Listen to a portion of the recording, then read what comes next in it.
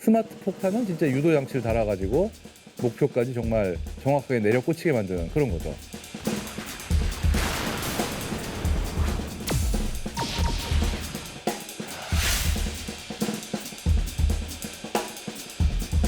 실전에 처음 쓰인 게 2차 세계대전이니까요. 초반부터 능력은 입증한 거죠, 충분히.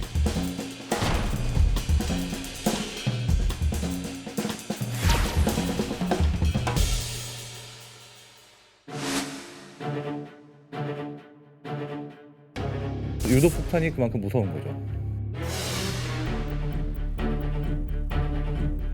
2차 대전 중에 독일이 프리츠 X라고 일종의 글라이더 폭탄을 개발했습니다.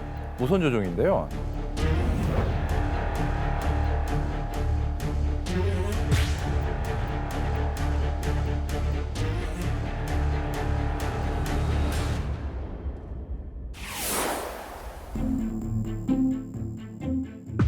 이걸로 연합군 함정도 격침을 몇 척 시키고 그다음에 원래 추축국이었다가 연합군 쪽으로 돌아선 이탈리아 해군의 전함 로마를 격침시킨 사례도 있습니다.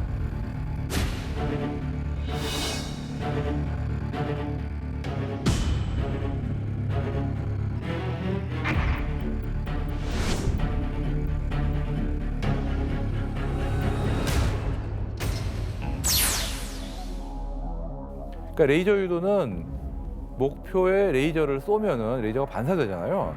그 반사된 레이저를 폭탄이 쫓아가는 거고요.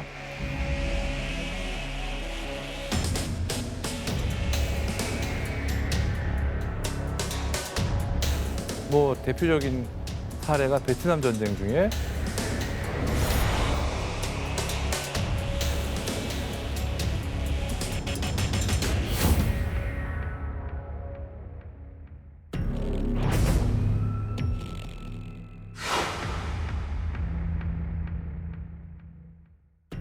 북베트남에 있던 교량을 파괴해야 되는데 기존의 폭격 가지고는 워낙 적의 대공포가 심하기 때문에 피해만 크게 입고 작전에 성공을 못했는데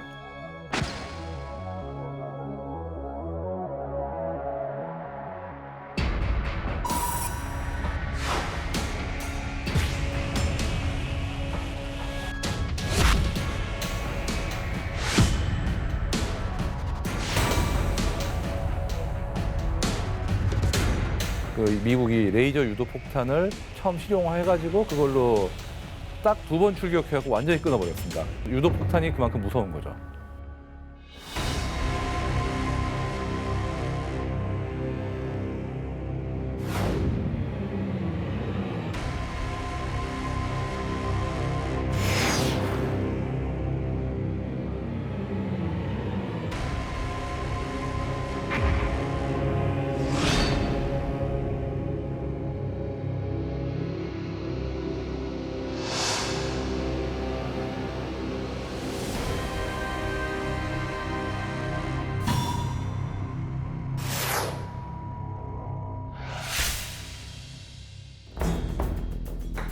스마트 폭탄이 충분한 사거리와 명중률을 확보하려면 저공으로는 안 돼요. 어차피 중고도 이상 올라가야 되기 때문에 적어도 방공용의 어떤 뭐 휴대용 지대공 미사일이라든가 대공포 이런 거에서 안전해질 수 있죠.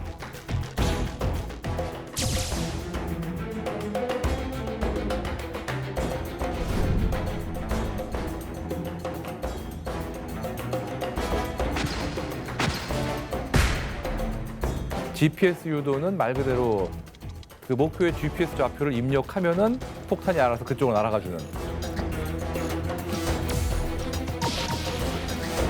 아, 그런 거죠. 딱 내비게이션이에요. 예. 개념은 똑같습니다. 일단 재민 기술 자체는 있어요. 특히 GPS니까 GPS 방해 전파를 하면은 이론적으로는 방해는 됩니다. 근데 JDAM 같은 경우는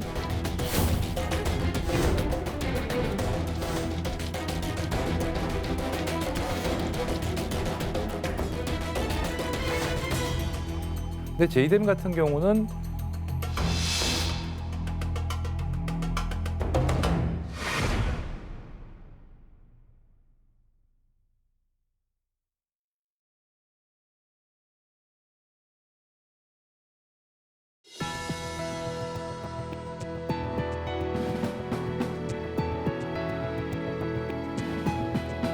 여러분 안녕하십니까? 첨단 국가의 초석, 방위산업의 라미경입니다.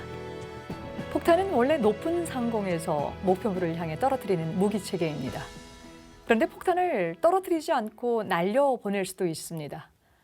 우리나라가 개발한 KGGB를 장착하면 가능한 일인데요. 폭탄의 개념을 바꾼 KGGB의 개발사, 잠시 후 생생한 증언과 함께 알아보겠습니다.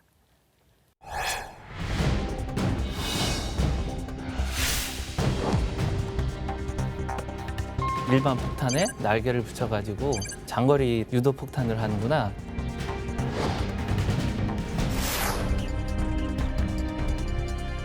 외국에서 사온 무장들을 마음대로 정비를 할 수가 없다.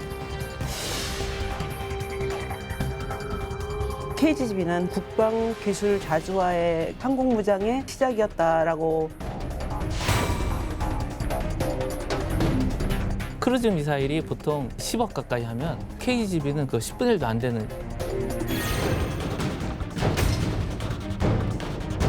그야말로 월드 베스트 GPS 무장이 됐습니다.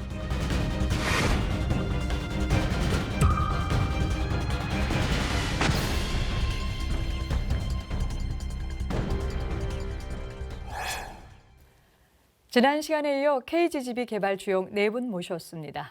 먼저 국방과학연구소 제2항공체계 개발단의 박영근 단장 모셨습니다. 예, 안녕하세요. 박영근입니다. 역시 국가연 제2항공체계 개발단의 정나현 책임연구원 반갑습니다. 안녕하세요. 정나현입니다. 같은 이항재단에서 근무하시는 이광현 박사님 나오셨습니다. 예, 반갑습니다. 이관입니다. 마지막으로 국가연 항공기기팀의 정상준 팀장님 함께 하시겠습니다. 안녕하세요. 정상준입니다. 예, 오늘은 이제 KGGB의 이제 개발 과정을 좀 살필 텐데요. 오늘 이제 들어가는 질문에 앞서 제가 그 미국의 제이담과 한국의 KGGB를 이제 비교를 좀 간단하게 좀 하고 싶은데요. 오늘 아마 단장님께서 전체를 다 이렇게 아우러서 같이 오셨기 때문에 어떻게 조금 차이가 납니까? 사실 제이담하고 가장 큰 차이는 사실 KGB는 유사하게 유도폭탄인데도 불구하고 좀 큰 차이는 날개가 있냐 없냐가 가장 큰 차이인 것 같습니다. 제이담은 굉장히 작은 날개를 갖고 있고요. KGGB는 비행기처럼 큰 날개를 갖고 있어서 결국 큰 날개를 갖고 있다는 건 멀리 날 수 있다는 거거든요.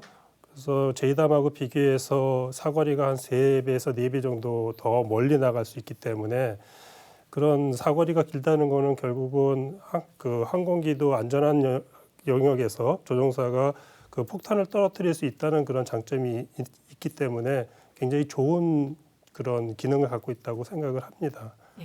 그다음에 이 날개가 있다는 거는 결국은 비행기처럼 기동이 가능하다는 거거든요.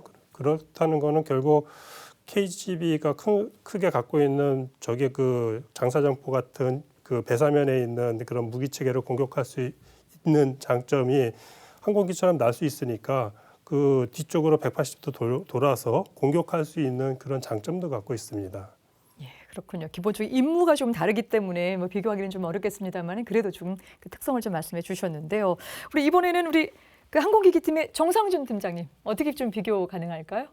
예, 일단 그 KGGB의 가장 큰 장점은 항공기의 개조가 필요 없다는 것이 될 것 같습니다. 그 제이담 같은 경우에는 항공기의 소프트웨어적인 인터페이스를 추가로 만들어줘야 되기 때문에 항공기의 개조가 필요하게 됩니다. 근데 항공기의 개발국이 아닌 이상, 개발국이나 제조 회사가 아닌 이상은 불가능한 일이고요. KGGB는 그런 일이 없이 운용할 수 있기 때문에 그런 점에서는 KGGB가 굉장히 유리하다고 생각됩니다. 그렇군요. 이제 우리가 지난 시간에도 마찬가지로 KGGB의 또 장점을 좀 살펴봤는데요. 지금도 마찬가지로 이제 미국의 제이담과 비교를 해도 여러 가지 면에서 이제 어떤 우수함들을 이제 말씀을 좀 주셨습니다. 이 박사님, 이처럼 이제 훌륭한 무장을 우리가 국내 기술로 개발했다라고 하는 거에 벌써 이제 마음이 좀 뿌듯한데요. 우선 이제 어떤 이유로 이 KGGB를 시작하게 되고 또 개발하게 된 배경이 됐습니까? 그 2000년대 초반에 저희 선배 연구원 한 분께서 이제 어느 날 불러가지고 사진을 하나 보여주시는 거예요. 이게 이제 그 미국에서 개발하다가 그만둔 이제 그 사업이다 하면서 이제 롱샷이라는 그런 이제 그림을 하나 보여주시더라고요. 근데 그걸 보고 이제 깜짝 놀랐죠. 일반 폭탄에 날개를 붙여가지고 이렇게 그 장거리 이렇게 그 유도 폭탄을 하는구나 하는 걸 보고 그때 아주 깜짝 놀랐습니다. 근데 이제 그때 그 그림을 자세히 보니까 비행기에는 기본적으로 3축의 제어를 그 회전 운동을 제어하려면 최소한 3가지의 조정면이 있어야 되는데 얘는 날개 위에 딱 한 가지만 있는 거예요. 그래서 이걸로 어떻게 비행을 하고 이걸로 어떻게 정밀 타격이 가능하겠느냐? 이제 맨 처음엔 이해가 안 되더라고요. 그래서 막 고민하다가 그때 결론이 뭐였냐면 누가 했으면 우리도 했겠죠. 할 수 있겠죠. 그래서 사업 만들면 제가 날려드릴 테니까 만들어 보세요. 했더니 진짜 사업을 만드시더라고요. 그래서 2004년부터 제 연구소에서 이제 그 응용 연구로 이렇게 시작이 된 걸로 이제 기억이 합니다. 그 첫 방송에서 이제 저희 우리 박영근 박사가 이제 유도 폭탄에 대해서 여러 가지 말씀 많이 해주셨는데요. 제가 이제 좀 더 드리고 싶은 말씀이 뭐냐면 이제 90년 초반에 걸프전이 있었지 않습니까? 예. 그 걸프전은 이제 여러 가지 전쟁사에서 여러 가지 이제 획기적인 기술을 보여줬는데 이제 잘 아는 그 스텔스 기술도 있었고 이제 또 다른 게 그 유도 폭탄에 대한 사항입니다. 그 스텔스 전투기 한 대가 날아가서 폭탄 2발을 던지면 다리를 2군데를 끊어놓고 와요. 이제 그런 그 전쟁을 이제 치른 거죠. 그래서 90년대 초반에 이제 걸프전이 끝난 다음에 미 공군에서의 화두가 뭐였냐면 이제 일반적인 그 재래식 폭탄은 별로 이제 효용 가치가 없다. 그라는 이제 그 결론을 이제 낸 겁니다. 그래가지고 그러면 그 많은 재고 일반 폭탄을 어떻게 이제 스마트 폭탄, 이제 유도 폭탄으로 만들 수 있겠느냐 이런 게 사실은 이제 90년대 이제 화두였던 거예요. 그래서 이제 아까 얘기했던 그 제이담이라는 폭탄도 그 걸프전 이후에 그게 개발이 이제 돼서 90년대 후반에 그런 것들이 이제 개발이 완료된 그런 사항으로 알고 있습니다. 그런데 이제 그때 90년 후반에 만들어진 이제 제이담은 지금 미 공군에서 채택이 됐고 그야말로 월드 베스트 그 GPS 무장이 됐습니다. 그래서 한국 공군에서도 이제 그걸 또 도입해서 지금 운영하고 있는 걸로 알고 있어요. 근데 이런 사항은 한국 공군도 마찬가지로 인식을 하고 있었던 걸로 알고 있습니다. 그래서 국가연에서 이제 2004년부터 이제 그 응용 연구를 이제 이렇게 시작을 했는데 유도무기라는 한 번도 개발하지 않은 국가연에서 이제 그런 항공기 전문 부서에서 유도무기를 하는데 그걸 응용 연구에서 이제 그거를 실제 투하 시험까지 한다 해가지고 연구소 안에서도 많은 이제 센세이션을 이제 일으켰던 예, 그런 과제고요. 그렇게 해서 그 응용 연구를 했는데 실제로 이제 아주 좋은 결과를 얻었고요. 한국 공군에서도 이제 그 결과를 보고 상당히 이제 고무적이다 적극 지지를 해주셔서 그 응용 연구가 끝난 다음에 바로 체계 개발 단계로 바로 진입한 이제 그런 무기 체계가 되겠습니다. 예, 그러셨군요. 직접 현장에서 그걸 이끌어 오셨기 때문에 보여진 사진 한 장으로 해가지고 또 엄청난 또 결과를 얻게 됐는데요. 정남 연구원님, 이제 무기 체계를 개발할 때는요, 보통 이제 군과 국방과학연구소 그리고 이제 업체까지 해서 협업이 굉장히 중요하게 지금 이제 진행이 되면서 개발이 되거든요. 이 KGG 개발 과정 어땠습니까? 잘 됐습니까? 네, 화목했다고 말씀드리긴 어렵지만 굉장히 끈끈한 전후회? 이런 표현을 쓸 정도로 제 개인의 생각일 수도 있겠지만 예. 정말 저는 제가 그 개발에 참여하면서 많이 성장하고 사람을 믿는 것, 함께 한다는 것에 대한 걸 많이 느꼈습니다. 제가 조금 몇 가지만 말씀드리면 그 KGGB는 방금 말씀하신 것처럼 군하고 국방과학연구소, 그다음에 시제업체인 LIG 넥스원, 그리고 또 한 20여 개에 가까운 협력업체들이 긴밀하게 협력을 해서 이루어낸 결과물이라고 말씀드릴 수 있습니다. 예. 몇 가지 제가 사례를 말씀드리겠습니다. KGGB 개발 과정에서는 저희가 초기부터 주요 설계 검토 회의나 비행시험 준비 검토 회의 등을 할 때 객관적인 기술 검토 회의 형태를 취했습니다. 객관적인 기술 검토 회의라고 하면은 외부에 계신 전문가들, 내부에 있는 전문가들을 통틀어서 했고, 저 위원장은 객관성을 고려해서 저희가 외부 인사를 위원장으로 삼았습니다.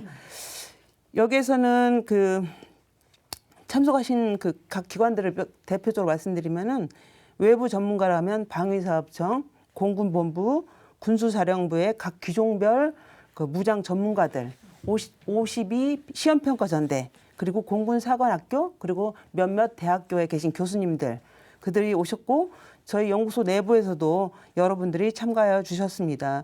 이런 회의 때마다 연구원들은 각자가 그 설계하고 시험한 결과들을 다 자료를 만들어서 그대로 제시하고 검토를 받았습니다. 마치 시험 보는 것 같았겠죠.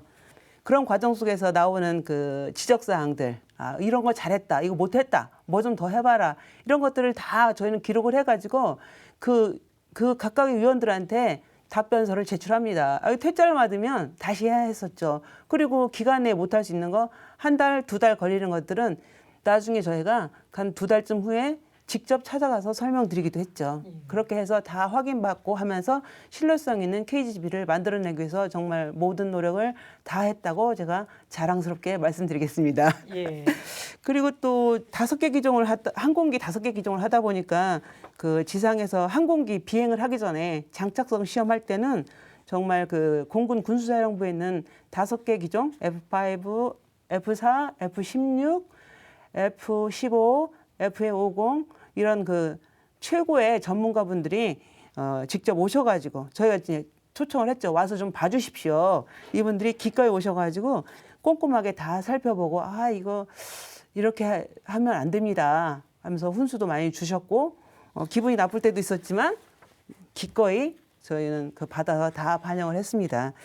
비행시험은 5개 기종을 하다 보니까 시험을 하다가 저희가 실패도 많이 했습니다. 실패를 하게 되면 왜 실패했는지 이제 고장 탐구를 해야 하거든요.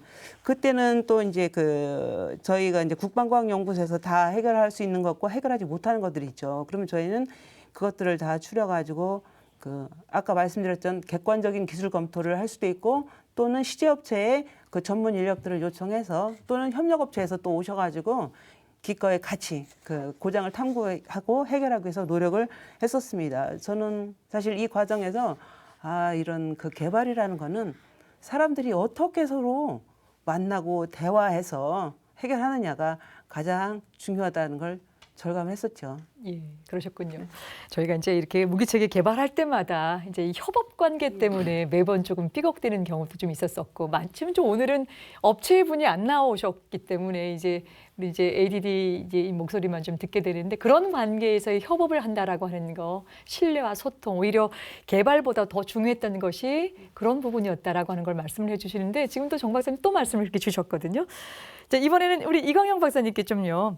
이제 그런 기본적인 환경을 갖고 있었었고요. 이제 KGB가 이제 뭐 첫 시작을 하는 부분들 또 하게 되면서 인력적인 어떤 구조나 아니면은 뭐 기술적인 측면도 있어서 어떤 개발 환경이 좀 있었을 텐데 어떠셨습니까? 그 국가연은 오랫동안 그 다양한 유도 무기를 개발했기 때문에 그 이제 KGB를 이제 개발을 시작하는 시점 2000년 초반에 그런 그런 이제 과제를 하기에 충분한 인력이다라고 저는 생각을 합니다. 보통 체계 개발을 들어갈 때는 기술의 한 70% 정도를 확보를 하면 이제 그런 체계 개발을 그 수행하기에 충분하다 이렇게 이제 보통 생각을 하거든요. 근데 이제 당시 이제 국가연에서는 그 유도 무기를 그 개발을 담당하는 부서가 있었고요. 그 다음에 저희는 이제 그 항공기를 개발하는 그런 부서였는데 그때는 이제 두 가지 부서가 하나의 본부의 울타리 안에 있었어요. 그래서 이제 그 항공기를 개발하는 사람이 유도 무기를 한다고 하니까 사실 그러니까 어려움이 되게 많이 있었는데 그걸 이제 그때 이제 그 유도 무기 쪽에 이제 그런 이제 전문가들도 이제 많이 있어서 상당히 많은 이제 도움도 되고 그래서 이제 이런 유도 무기 개발하면 많은 어려움이 있는데 그런 걸 이제 잘 해결할 수 있었다고 생각이 됩니다.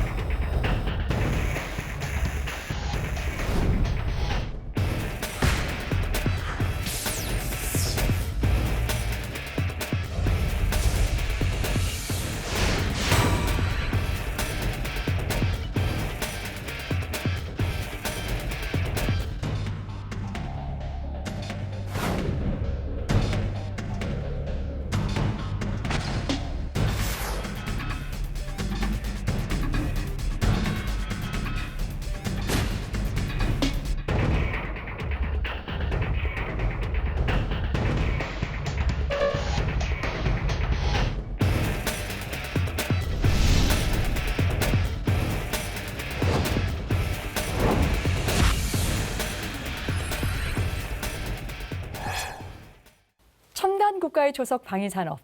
오늘은 국산 중거리 GPS 유도 키트 KGGB의 개발 과정에 대해서 살펴보고 있습니다. 정상준 팀장님, 제가 이제 지난 시간에 아주 흥미롭게 들었던 내용 중에 하나가요. 이 KGGB의 이 그 선회 능력이었었거든요. 이 섬세한 알고리즘으로 유도 조종 명령을 전달해도 이 KGGB가 날개가 정확히 이게 구동을 해야지만 이 탄착점에 이제 명확하게 명중을 좀 할 텐데요. 이제 이와 관련된 핵심적인 기술이 어떤 기술인지도 궁금한데요. 예. 일단 그 KGGB의 움직이는 부분은 크게 두 가지가 있습니다. 하나는 날개 전개 장치고요. 하나는 이제 조종면 구동 장치입니다. 일단 그 날개 전개 장치는 우리가 원하는 위치까지 정확하게 날개가 전개가 되어야 그 공기 역학적이나 뭐 비행 조종 쪽에서 원하는 방향으로 그 유도가 될 수 있기 때문에 그게 굉장히 중요한데요. 뭐 그렇기 때문에 실제로 이게 유도 조정을 위해서는 사실 저희 쪽 구동 쪽에 나오는 요구 조건은 대부분 다 이제 이광현 박사 쪽에서 유도 조정 쪽에서 이제 나오게 되어 있고요. 그래서 항상 저희 쪽에서 좀 어려운 문제는 유도 조정은 항상 저희 쪽에는 굉장히 고급 사양을 원하고 저희는 사실 아까도 이광현 박사 얘기를 했지만 KGGB란 무기 체계 자체가 그 많은 예산을 쓸 수가 없고 이게 너무 비싸지면은 뭐 수출도 수출이고 실제로 그 효용성 우리가 지금 그 멍텅구리 폭탄이라고 하는 거를 활용함에 있어가지고 효용성이 많이 떨어질 수밖에 없거든요. 그러니까 이제 적절선을 찾아야 되는데 그 과정에서 그 이광현 박사랑 굉장히 그 악유가 많았었고요. 항상 그 사업을 할 때마다 겪는 일입니다. 제일 어려웠던 점을 생각을 해보면은 일단은 폭탄 사이즈가 정해져 있기 때문에 그 위에 저희가 키트로 얻는다라고 하더라도 그 장착할 수 있는 공간 자체가 굉장히 제약이 되고요. 그리고 공간이 제약이 되는데 예산적으로도 이제 문제시 되니까 실제로 그만큼 만들 수 있는 능력이 있다 하더라도 그만한 돈을 들여서 만들면은 뭐 이전 시간에 가성비 짱이라고 그러셨는데 가성비 짱이 될 수가 없거든요.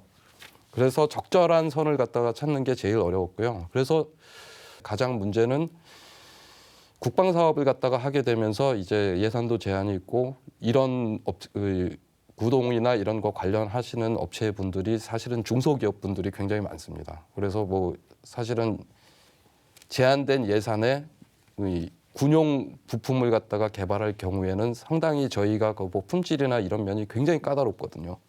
그래서 사실 이분들도 그 제한된 예산과 까다로운 국방과학연구소 뭐 나중에 양산 가게 되면은 기품원 뭐 굉장히 이런 과정을 갖다가 좀 많이 껄끄러워하시거든요. 그래서 참 어렵기도 했고요. 하여튼간 이 문제를 갖다 해결하면서 고생은 굉장히 많이 했는데 뭐 사실 같이 참여하셨던 기업분들이 굉장히 많이 잘 도와주셨고요. 그래서 그때 이분들도 굉장히 그 품질 관리 측면이나 뭐 기술 개발 측면에서 많은 경험을 쌓으셔가지고 지금 새로운 사업을 하시면서는 큰 무리 없이 진행해 나가시는 걸 보면은 참 뿌듯하게 생각됩니다. 네, 그러시군요. 뭐 하나하나 무기체계 개발 과정이 쉽지 않은 게 없었습니다만은 또 담당하셨던 우리 그 정 팀장님께서도 마찬가지로 과정이 여러 또 업체들도 같이 이제 어려움을 겪었다는 말씀 좀 주셨는데요. 박 단장님, 우리가 이제 KGGB에는 이제 근거리 무선 통신 기술이 적용된다고 하는데요. 이 기술은 왜 필요하고 또 어떤 과정을 통해서 진행이 됩니까? 유도폭탄을 항공기에다가 장착을 해서 운영하기 위해서는 이 조종사하고 유도폭탄 간에 이 서로 데이터 교환이 필요합니다. 예를 들어서 내가 갑자기 그 표적의 좌표를 어디로부터 통신을 통해서 조종사가 받으면은 그 좌표를 탄에다가 입력을 해줘야 되거든요. 그러기 위해서는 입력할 수 있는 장치가 필요하고요. 그 다음에 내가 던지기 위해서 이 탄이 정상일까? 그런 것들도 확인을 받아야 됩니다. 이게 고장났으면 던지면 안 되잖아요. 그래서 이것들이 정상인지를 확인하기 위해서 이렇게 탄으로부터 너 정상이니 하는 그것들을 확인받는 그런 데이터들도 필요하거든요.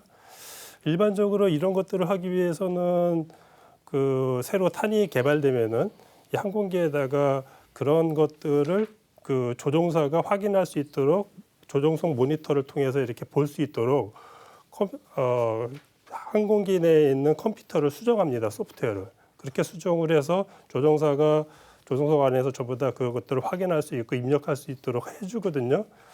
근데 우리나라에는 사실은 많은 그 항공기들이 외국으로부터 도입되지 않습니까? 그 외국으로 도입돼서 그런 것들을 하기 위해서 소프트웨어를 고쳐야 되는데 이 항공기 소프트웨어를 고치기 위해서는 그 항공기를 수출한 나라로부터 EL 승인이라고 하는 수출 승인을 얻어야 되고요. 그 승인이 났더라도 그 항공기 제작사로부터 이 그 소프트웨어를 수정하는데 굉장히 많은 비용을 지출해야 됩니다. 뭐 사례를 들어서 예를 들면 그 타우러스라고 하는 그 독일로부터 장거리 공대지 그 유도탄을 사와서 저희가 갖고 있는 F-15K에다 장착을 할 때 그 미국으로부터 승인을 얻었어야 되고요. 그다음에 그 보잉사에다가 약 800억에 달하는 돈을 지불할 수밖에 없었던 굉장히 큰 그런 그 사례가 있습니다. 근데 마침 저희 같은 경우는 이제 이렇게 그 KGB를 항공기에다가 이제 장착하려고 그러면은 앞에 말씀드렸듯이 그런 기술적인 문제뿐만 아니고 뭐라 그럴까요? 정치적인 그런 전략적인 그런 것도 필요하고 돈도 더 추가로 필요하지 않습니까? 그런 것들을 다 해결하기에는 너무 사실 부담이 굉장히 컸었습니다. 그래서 저희가 이제 그런 것들을 없애기 위해서 사실은 무선 방식의 무선으로 탄과 조종사가 연결될 수 있는 그런 방법을 저희가 고안했고요. 때마침 저희 쪽에 그 국내에서 IT 기술이 굉장히 발달하다 보니까 그 바이너리 CDM이라고 하던 그런 기술이 저희가 국내에 벌써 갖춰져 있었고 그게 마침 국책 연구기관을 통해서 우리가 지금 그런 칩들을 만들 수 있는 기반 기술이 돼 있었습니다. 그래서 저희가 그거를 활용을 해서 무선으로 통신할 수 있는 그런 장치를 만들었고요. 그러다 보니까 굉장히 뭐 장점들도 많았고 그런 기술적인 그 리스크라든지 그다음에 개발 비용적인 측면에서 굉장히 저희가 얻을 게 많았죠. 근데 사실은 이게 기술이라는 게 뭐 기술 개발이 됐다고 해서 이게 굉장히 뭐 무기체계에다 적용해서 금방 되는 건 아니었었습니다. 이게 저희가 국내에서 개발돼 있지만은 사실은 그걸 가지고 비행기에다가 실어갖고 응용해서 시스템을 만드는 과정에서 사실 굉장히 어려움이 많았던 부분이 요 무선 통신 방식에서 굉장히 문제가 좀 많았었고 사실 그것 때문에 엔지니어들이 굉장히 고생이 많이 했던 경험이 있습니다. 그렇군요. 이제 KGB의 이제 근거리 무선 통신 기술이 꼭 필요하고 또 그걸 이제 구축해 나가는 과정에 있어서의 단순히 개발적인 문제뿐만 아니라 예산에 또 어떤 정치적인 전략적인 것들까지 굉장히 곁들여져서 좀 어려움을 좀 겪었다는 말씀을 좀 주셨는데요. 이광현 박사님, 이제 근데 KGB는 이제 그 공중에서 이제 내려오게 되잖아요. 근데 이 바람까지 고려해서 공격 지점까지 정확히 타격을 하기 위해서는 또 상당한 또 기술이 좀 있어야 될 것 같은데 뭐 어떤 기술적인 원리를 통해서 이게 가능한가요? 이게 그러니까 KGB는 아까 이제 제가 말씀드렸듯이 이제 추진 장치가 없습니다. 이제 엔진이 없다는 얘기죠. 엔진 없이 장거리로 날아가는데 이제 활공한다고 하죠. 활공해서 이제 장거리로 날아가려면 그 보통 비행기가 아주 제일 느리게 날 수 있는 속도가 있습니다. 그걸 실속 속도라고 하는데 그거보다 더 속도가 낮아지면 비행기가 이제 뚝 떨어집니다. 그래서 이제 사고가 나죠. 그래서 언제나 비행기는 그 실속이 일어나는 것보다 좀 이제 빠른 속도로 날아다녀야 되는데 저희 같으면 이제 장거리로 이렇게 활공을 해야 되잖아요. 그러면 그 실속 속도보다 한 20% 정도 살짝 높은 속도에서 비행을 해야 됩니다. 그러니까 거기서는 저희가 속도 추정을 잘못하면은 이제 바람의 속도를 정확하게 알아야 되는 거죠. 근데 엔진이 없으니까 전원이 없으니까 그런 바람의 속도를 측정할 수 있는 센서를 못 붙이는 겁니다. 그래서 그러게 이제 그러면 그 바람의 속도를 추정을 하자. 이제 그런 상황이 됐는데 지금 말씀하신 게 이제 바람을 고려한다라는 게 사실 이제 그런 의미가 된 거죠. 대기 속도를 내가 재면 쉬운데 그거를 그러니까 아주 그냥 복잡한 알고리즘을 가지고 그거를 추정해내야 되는 거죠. 칼만 필터가 뭐 20, 30개 이상씩 들어가서 그걸 해야 되는 이제 그런 상황이 됐습니다. 그리고 이제 또 그 이 유도 조종 이제 알고리즘이나 이런 걸 저희 쪽에서 했는데 이제 여러 가지 이슈가 있었어요. 근데 좀 이제 그 대표적으로 저희가 이제 크게 고생한 것 중에 하나가 이제 그 바람 대기 속도를 추정한 거였다면, 또 하나가 뭐냐면 이제 장거리를 활공하려면 이제 가능하면 느린 속도로 비행을 해야 되거든요. 느리게 비행하는 비행기의 날개는 보통 두꺼워야 돼요. 예. 근데 고속으로 비행하는 비행기는 날개가 날씬하거든요. 근데 이 비행기는 장거리를 그러니까 활공해야 되니까 두꺼운 날개를 만들어야 돼요. 근데 이렇게 천천히 날아가더라도 이제 종말 단계 가지고 이제 그 다이빙하게 되면 속도가 이제 아주 그냥 급격하게 올라가거든요. 그렇게 올라가는 단계에서는 이 두꺼운 날개가 엄청나게 이제 그 악영향을 주는 겁니다. 그래서 그런 실제 탄이 이제 그 목표에 도달할 때는 속도가 많이 올라가니까 거기서는 이제 탄의 기동성이 이제 그 대폭 떨어지는 그런 이제 그 어떻게 보면 그런 이제 이러지도 못하고 저러지도 못하는 그런 이제 그 상황에 처해 있었는데, 어떻게 운영하냐 이런 이제 그 방법으로 최적화해서 그 해결을 했었습니다. 그걸 이제 해결했죠. 그게 이제 유도 조정 알고리즘이나 이런 걸 개발하는데 이제 아주 고생을 많이 한 그런 이제 대표적인 아이템들이 되겠습니다. 이거 말고도 뭐 많은 사항들이 있지만 그건 시간 관계상 아껴두고 다음 기회에 말씀드리도록 하겠습니다. 폭탄은 폭압과 파편으로 목표를 공격하는 병기의 총칭이다. 제2차 세계대전의 종전을 이끈 원자폭탄을 비롯해 걸프전 당시 바그다드를 쑥대밭으로 만든 공중폭발 대형 폭탄, 그리고 사람이 직접 던지거나 설치하는 수류탄, 다이너마이트, C4 등도 폭탄에 속한다. 이 중 폭격기에서 투하하는 항공폭탄은 유도의 유무에 따라 재래식과 유도식으로 나뉜다. 재래식 폭탄은 유도 장치 없이 중력과 바람에 의해서 목표물을 향해 투하되는데, 탄도를 유지하기 위해 폭탄 후방에 안정핀을 설치하는 것이 대부분이었다. 2차 세계대전 동안 투하된 항공폭탄 중 일부는 적에게 극심한 공포감을 주기 위해 폭탄이 떨어지는 동안 휘파람 소리가 나도록 휘슬을 달기도 했다.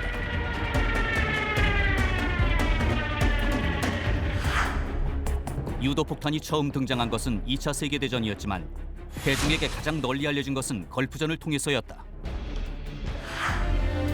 세계 최초의 스텔스 공격기 F-117에서 레이저 유도폭탄 GBU-12를 투하해 목표물을 정확히 타격하는 장면이 전 세계에 생중계된 것이다. 유도폭탄은 무유도폭탄에 비해 크게 두 가지 장점을 갖는다. 첫째는 목표를 정확히 조준해 공격 성공률과 효율이 높다는 것. 또 한 가지는 타격 목표인 적진에서 상대적으로 먼 거리에서 투하가 가능해 아군의 생존율까지 높아진다는 것이다. 탄도미사일의 경우 단거리가 수백 킬로미터, ICBM은 수천 킬로미터 밖의 목표물까지 정확히 타격할 수 있다. 특히 최정점에서 자유낙하하는 속도는 마하까지 돌파해 요격조차 어렵다. 이처럼 모든 면에서 유도폭탄을 압도하지만 미사일 운용에는 결정적인 단점이 있다. 바로 막대한 비용 문제다. 2019년 미국의 전략예산평가센터 CSBA가 발표한 자료에 의하면 사거리 1000km에서 최대 2999km에 달하는 지상용 준중거리 토마호크 순항 미사일의 경우 개당 140만 달러, 우리 돈으로 약 16억 5천만 원 정도다. 이에 비해 유도폭탄은 종류에 따라 한 발당 가격이 2,500만 원에서 1억 원 정도에 불과하다. 여기에 처치곤란이던 재래식 폭탄을 재활용하는 경제성까지 따져보자 파괴력이나 사거리에서 밀린다 하더라도 15배 이상 차이 나는 가격까지 생각한다면 유도폭탄의 실용성은 결코 미사일에 밀리지 않는 것이다. 실제 방사청 자료에 의하면 국산 중거리 GPS 유도폭탄 키트 KGGB의 경우 100% 국내 기술로 개발에 성공해 투자 대비 2.64배인 1,612억 원의 경제 효과와 1,508억 원의 수입 대체 효과까지 기대할 수 있는 것으로 나타났다. 아울러 개발 과정 중에 숱한 도전과 실패를 통해 얻은 경험과 우리 힘만으로 항공무장 체계를 개발할 수 있다는 자신감은 돈으로 계산하기 힘들 만큼 어마어마한 자산입니다. KGGB 개발이 가져다준 최고의 이익이다. 첨단 국가의 조석 방위 산업. 오늘은 국산 중거리 GPS 유도 키트 KGGB의 개발 과정에 대해서 살펴보고 있습니다. 정남희 연구원님, 저희 KGGB 개발 과정에 대한 자료를 좀 더 살펴봤더니요. 특히 이제 비행 시험 중에 고생을 많이 했다는 이야기가 조금 있거든요. 우선 이제 KGGB의 비행 시험의 주요 목적은 어떤 것이고요. 또 어떤 식으로 진행했는지 과정적인 부분 소개 부탁드리겠습니다. 실제 우리가 그 KGGB가 앞으로 운용하면서 겪을 환경에서 뭐 온도나 너무 그 춥거나 너무 덥거나 아니면 너무 많이 떠는 진동, 충격, 그다음 그 비바람이 어떤지 이런 것들을 다 저희 고려해서 환경 시험을 다 지상에서 다 합니다. 그리고 또 컴퓨터상에서 성능도 잘 나오는지 성능 모의도 다 해보고요. 그리고 나서 이제 항공기에 장착을 해서 장착도 적합하구나, 전원도 넣어서 다 확인을 한 다음에 비행을 시작하죠. 근데 비행 시험을 시작하면서 이게 안전하게 분리되냐, 또 비행하고 가는 중에 그 전 구성품들이 제 기능을 잘 했느냐, 이런 다 확인을 하게 되죠. 그러니까 비행 시험을 하기 위해서 모든 걸 지상에서 다 확인을 하고 드디어 비행 시험에 진입합니다. 비행 시험에서는 정말 마지막으로 그 모든 성능을 명확하게 확인한다고 볼 수 있죠. 높은 고도에서 낮은 고도에서, 그다음에 빠르게 비행할 때, 느리게 비행할 때 하면서 KGGB가 전체적으로 정상적으로 작동하는지를 다 확인하고, 또 실제로 투하해서 안전하게 분리된다 확인한 다음에 군에서 요구받은 얼마나 먼 거리까지 날아갈 수 있는지, 얼마나 정확하게 표적을 타격할 수 있는지, 이런 성능 요구도들을 저희가 확인하는 시험을 하게 되겠죠. 그런 비행 시험을 다 하는데, 저희가 그러다 보면 고도라는 게 땅에서부터 저 높은 고도까지 있는데 모든 고도를 다 시험할 수는 없잖아요. 그다음에 빠르기도 다 쪼개서 할 수가 없잖아요. 그러다 보면 저희가 효율적으로 뭔가를 비행시험 계획을 잘 해야 할 겁니다.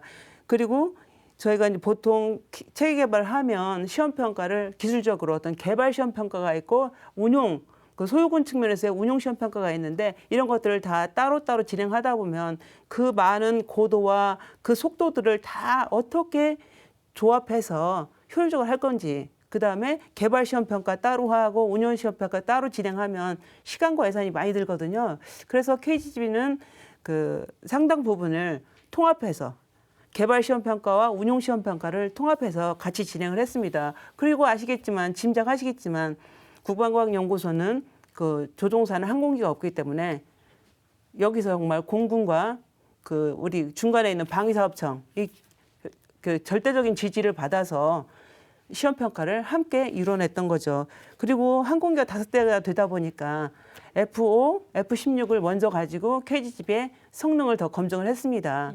그 1단계 시험이 끝나고 전투 적합 판정을 내리고 양산을 준비하게 됐죠. 그다음에 뒤를 이어서 F4, F15, FA50 이렇게 순차적으로 해서 그 2단계 비행 시험이 다 끝나면서 양산 준비도 다 끝나서 그 양산이 그 정상적으로 잘 진행될 수 있게 아주 효율적으로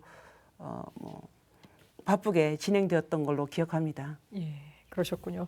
뭐 당장 그 만들었다 하더라도 장착시켜서 해볼 비행기가 없고 비행 시험장도 없는 터라서 이제 그런 것들 또 공군과 또 협조하는 과정들이 또 쉽지 않았을 것 같은데요.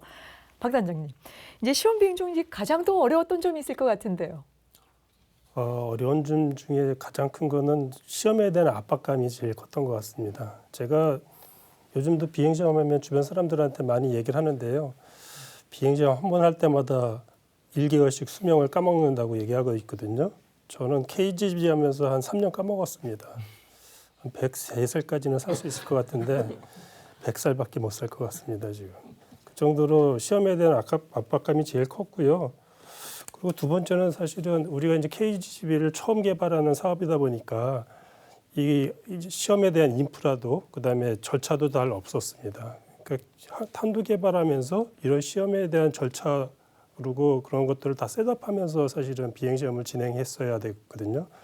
그래서 뭐 비행기도 그 시험용 비행기들도 공군으로부터 다 지원받아야 되고, 그 비행기뿐만 아니고 조종사, 정비사, 그다음에 비행기 정비할 수 있는 정비 장비까지 전부 다 지원을 받아야 되기 때문에 그 지원받기 위한 절차들도 막 그 수립하면서 저희가 준비를 했었고, 그다음에 또 하나는 이게 표적지가 국내 시험 이렇게 그 공대지 유도 폭탄을 시험할 수 있는 그 표적지가 그 우리 국가연에서는 저쪽 그 무인도에가 있었습니다. 그래서 배 타고 한 2시간 정도 가는 그런 무인도에다가 표적을 설치하고, 그다음에 거기에서 필요하면은 뭐 식사도 전부 다 연구원들이 만들어서 먹고 숙식도 하면서 거기서 준비를 했었거든요. 그런 점이 아주 굉장히 좀 기억에 남습니다.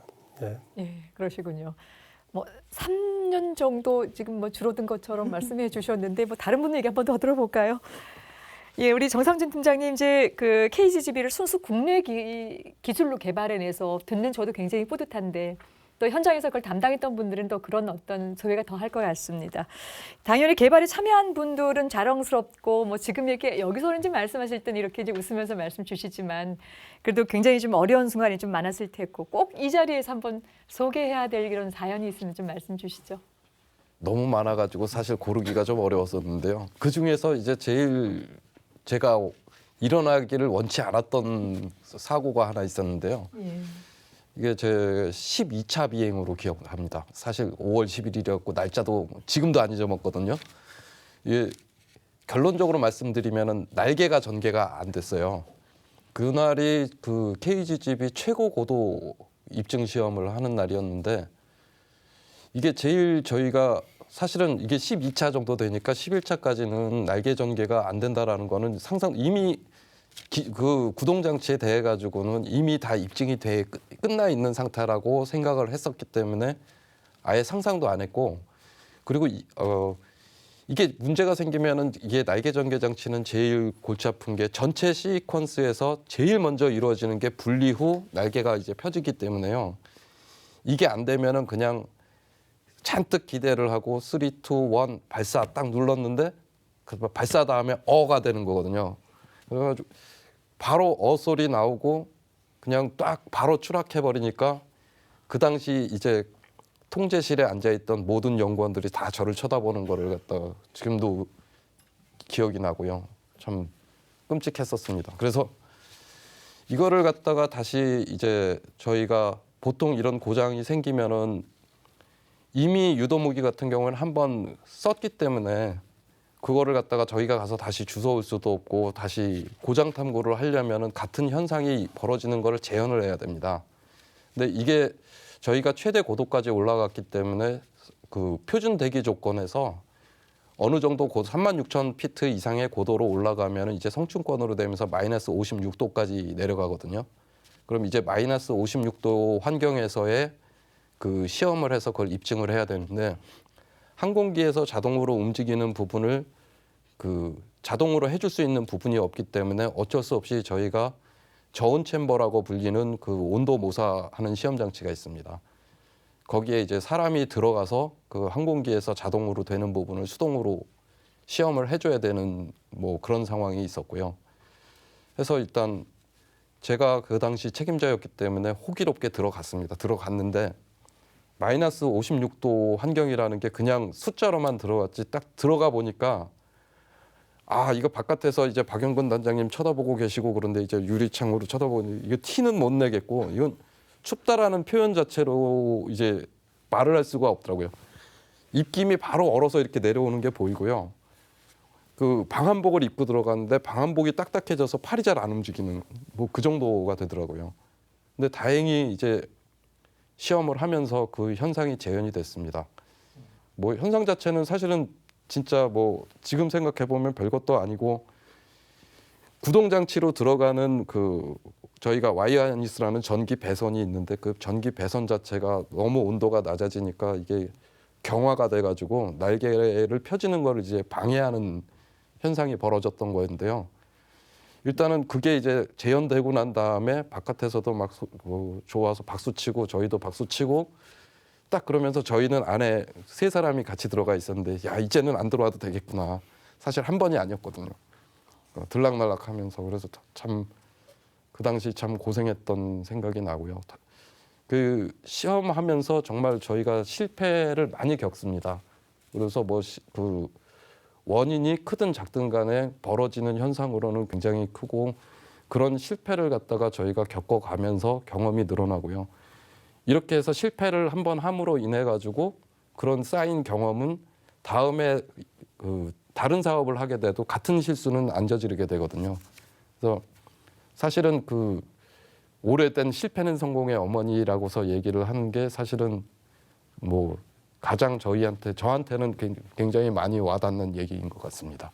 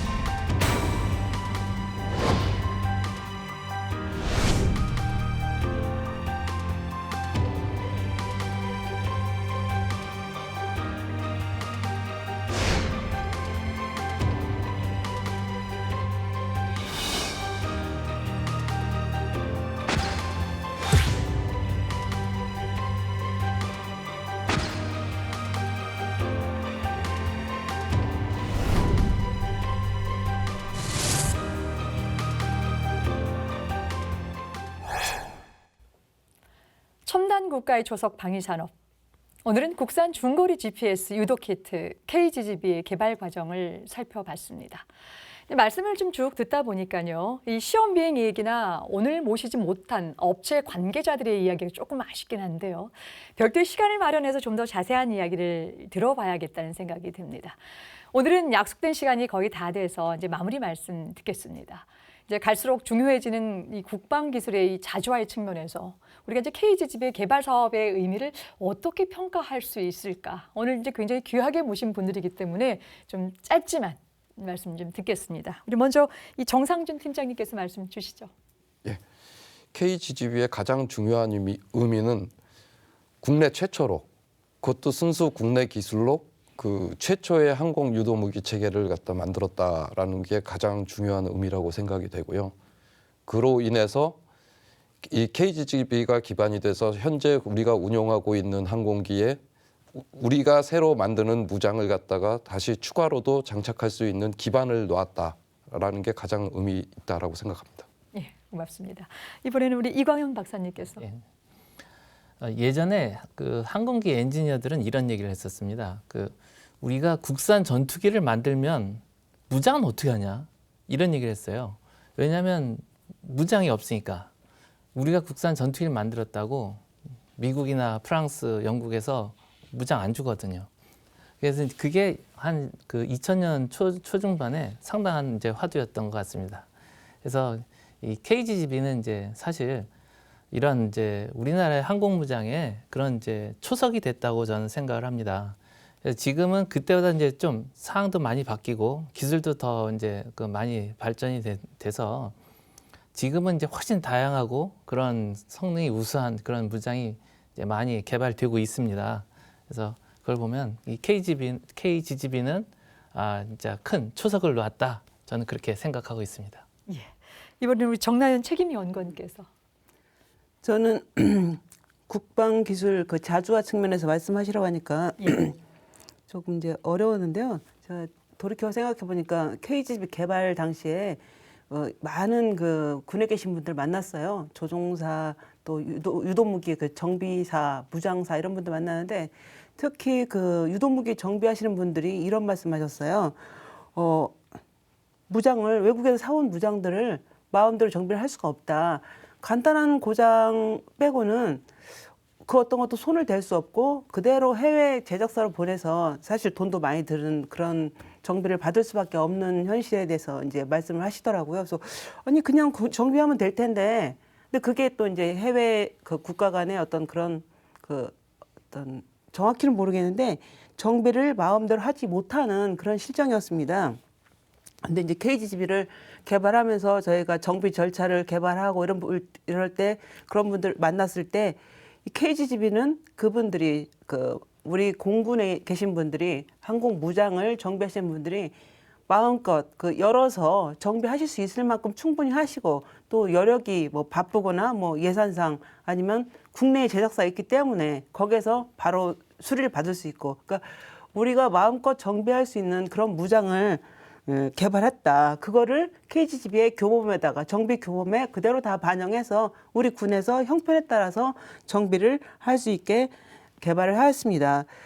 이런 개발을 통해서 결국에 KGGB는 항공무장의 어떤 국방기술 자주화의 그 시작, 항공무장의 그 시작이었다라고 말씀드릴 수 있지 않을까 생각합니다. 예, 고맙습니다. 이제 마지막으로 제2항공 체계 개발 단장을 역임하셨던 우리 박영근 단장님께서. 예. 그 전투기는 사실은 전투를 위한 그 비행기죠. 그 전투를 하려고 하면은 사실 무장이 필요하죠. 근데 그 요 근래 중동에서 그 미국의 우방국인 한 나라와 그 옆에 있는 국가들 간의 전쟁이 있었습니다. 그 미국의 우방국이었던 나라는 그동안 미국으로부터 많은 무기 체계를 수입해서 사용을 했었죠. 근데 전쟁이 나니까 그 미국에서는 그 두 전쟁을 반대했어요. 여러 가지 이유로. 근데 그러다 보니까 이 미국의 우방국이었던 이 나라는 전쟁을 하다 보니까 무기를 다 쓰다 보니까 무기가 없는 거예요. 어떻게 상황이 비행기는 있지만은 싸울 무장이 없는 겁니다. 그런 상황까지 갈 수 있다는 거죠. 그만큼 이 항공 무장은 자주국방을 위해서 굉장히 중요한 부분이고요. KGGB 같은 경우는 여러분들이 말씀하셨지만은 우리가 지금 갖고 있는 전투기의 모든 기종에다가 다 장착이 가능하고 그다음에 앞으로 KF-X 지금 개발되고 있는 우리 전투기에도 장착이 가능하기 때문에 실제 전쟁이 난다 그러면은 굉장히 활용할 방법이 많은 무기체계입니다. 그런 의미에서 KGB는 저는 그 국방의 정말 자주국방의 초석의 대표적인 무기체계라고 저는 말씀드릴 수 있을 것 같습니다. 예. 오늘 이제 네 분 말씀하신 거에 자주국방의 초석이 될 수 있을 만큼의 이제 중요한 역할을 했던 KGGB의 개발사 생상의 말씀 잘 들었습니다. 고맙습니다. 첨단 국가의 초석 방위산업. 오늘 준비한 이야기는 여기까지입니다. 저는 다음 시간에 더 알찬 내용 갖고 찾아뵙겠습니다. 끝까지 함께해 주신 여러분 고맙습니다.